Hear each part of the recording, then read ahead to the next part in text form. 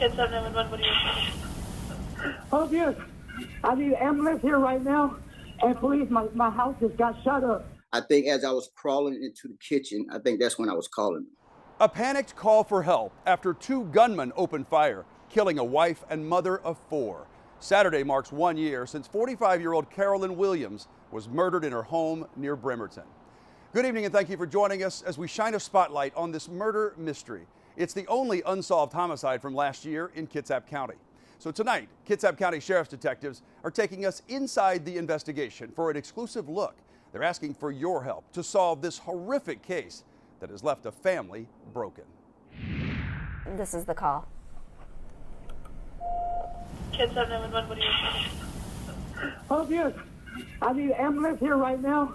And police, my house just got shut up. A frantic call after an unthinkable crime. I'm at 415 Puerto Chico Way, and my wife's just been shot. It was early morning, about 1:20 a.m. on February 24th. With their four kids asleep, Charles and Carolyn Williams were on the couch. He was watching TV, rubbing her feet, when bullets started to fly. As soon as I heard the first shot, I told her they was shooting. And I told her to come follow me, but she had already been hit. And it all happened so fast. Once I heard the gunshot stopped, it was the most terrified feeling in the world because I thought they was coming in to kill everybody. Charles thought Carolyn had been shot in the chest. But when I lifted her head up to apply pressure to the wound, I noticed that she wasn't shot there, that she was shot in her head, of course. None of their kids were hurt, physically at least. My daughter's so afraid. I have to sit up at night and stand watching because she thinks somebody's going to come kill her. You know, you should be able to relax in your home and feel comfortable and safe. Detective Jennifer Rice is the lead investigator on the case. This is an aerial view of the property. This is the residence. The Williams have since moved out, but the home is located in Chico. It's west of Bremerton, not far from Highway 3, and right next to an elementary school. In fact, classes were canceled that day because of all the police activity. So this is actually probably the viewpoint that the shots were fired from. Carolyn was on the couch just beyond that door in the living room. Detective Rice says they canvassed the area and located video of the car driven by the suspects. It's a black four-door sedan. We are looking for information on who that vehicle belongs to. She says they believe the home was targeted, not Carolyn.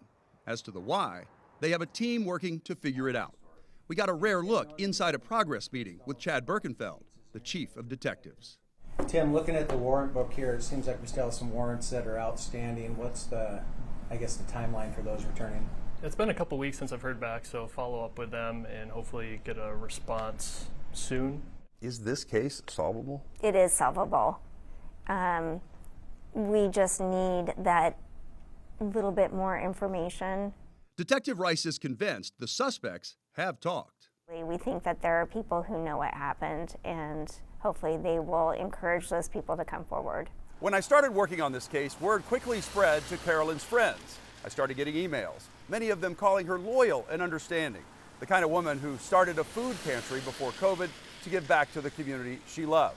None of them would talk for fear of retaliation.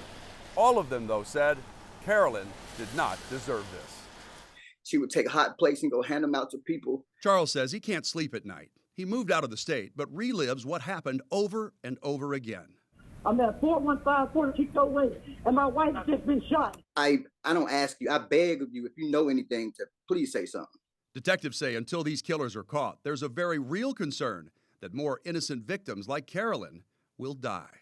There is a potential that they're going to or already have committed other crimes that are similar to this. So if you have any information at all that will help investigators, no matter how small, solve this case, Detective Rice wants to hear from you. We'll put her contact information in our web story on fox13seattle.com. Now, if you want to stay anonymous, that's okay. Just submit a tip to Crime Stoppers of Puget Sound. You can call 1-800-222-TIPS or text the information through the P3 Tips app on your cell phone. Crime Stoppers is offering a $1,000 cash reward for any information that leads to an arrest in this case.